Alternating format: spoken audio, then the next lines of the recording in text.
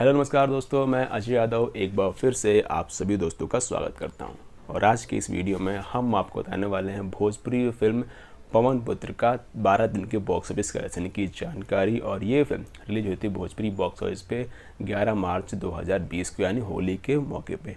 और ये film release हुई थी बिहार, मुंबई और झारखंड के करीब 85 प्लस सिनेमाघरों में। फिल्म में लीड रोल में थे भोजपुरी के एक्शन स्टार पवन सिंह। और फिल्म काफ़ी अच्छी थी, फिल्म के एक्शन सीन्स काफ़ी अच्छे थे जो कि आपने ट्रेलर में देखे ही होंगे।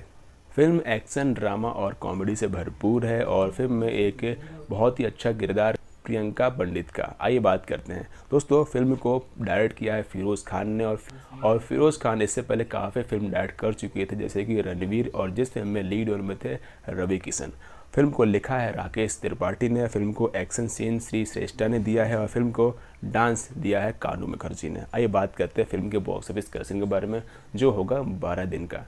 तो दोस्तों उससे पहले हम आपको बता दें, अगर आप भी जानना चाहते हैं किसी फिल्म का बॉक्स ऑफिस कलेक्शन तो कमेंट करें, हम आपको बताएंगे आपकी फिल्म का बॉक्स ऑफिस कलेक्शन आपके ही डिमांड पे।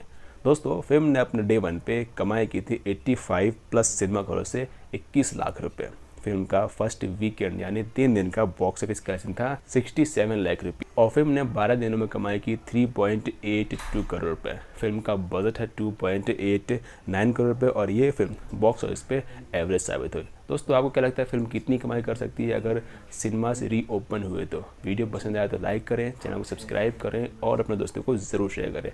Thanks for watching.